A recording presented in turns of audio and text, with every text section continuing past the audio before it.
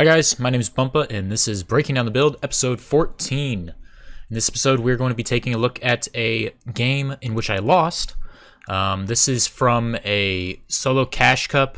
It is a Thursday cash cup, so it is Champions Division, and I ended up coming 95th in this cash cup, so I barely missed making money.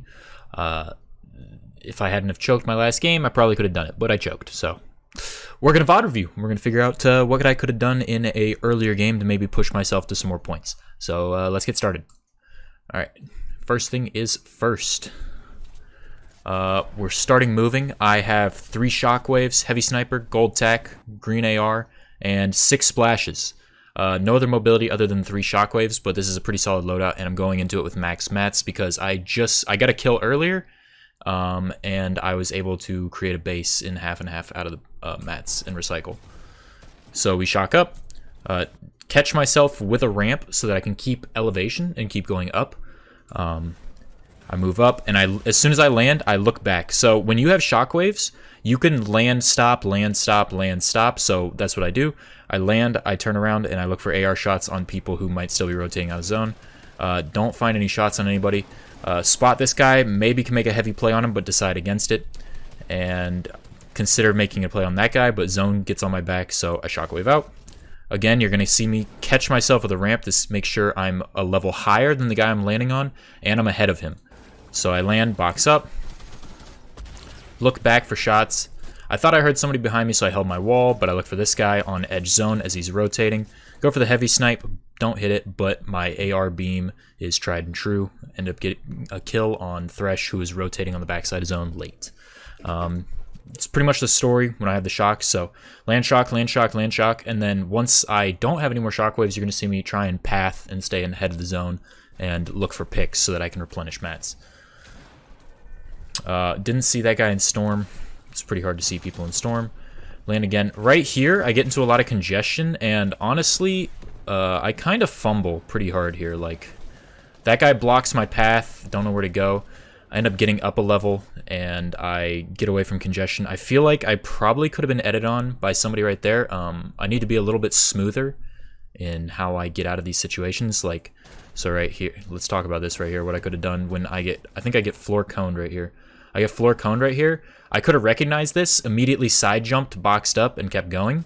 But I sort of get a little lost in endgame and end up taking a non-optimal path to get away. Here I start pathing.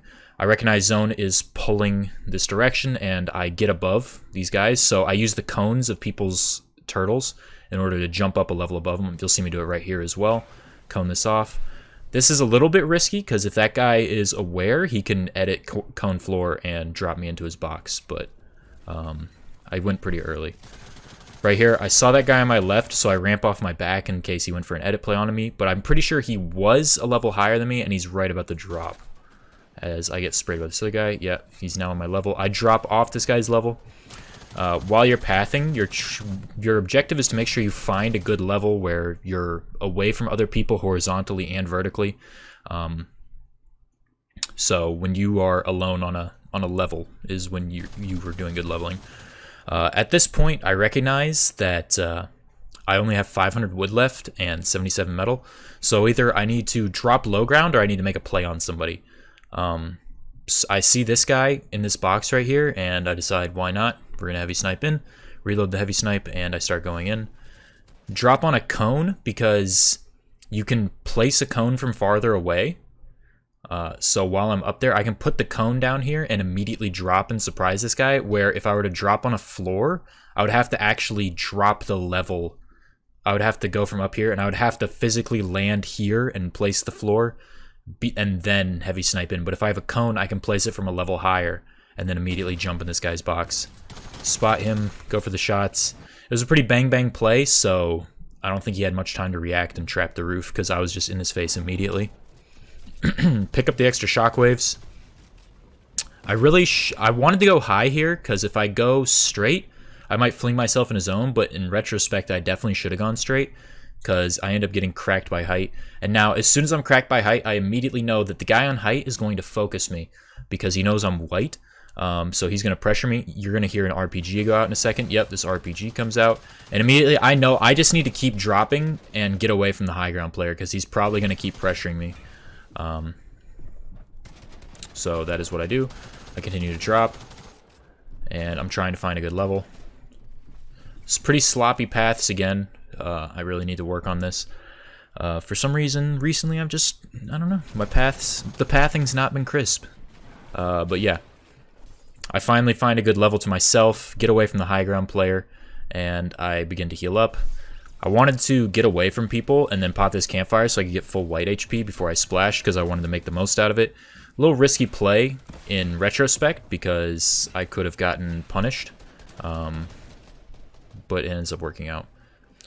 Shockwave ahead of zone again, splash, and now I'm just low ground. I got 280 mats, and just staying ultimate low here is probably going to be the play for me for here on out. I can mop up anybody who's dropping low ground who's out of mats. I have just enough mats that I can sort of make low ground work for me, kind of, and it opens up a lot more kill opportunities. This guy comes on my wall. I need to find frags. Beautiful shot from me. You know, I'm just the best.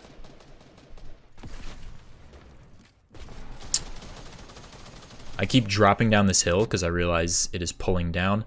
And as I drop, this guy goes for pretty much the same type of play that I went for earlier. Except he misses his follow-up pump. I get the ramp over him and trap the roof. And end up finishing him up. Anytime somebody jumps in your box, you need to be making it muscle memory. Always trap your roof. Your roof is the best thing to trap because they cannot dodge it. If you trap one of the walls, they can just go to the opposite wall.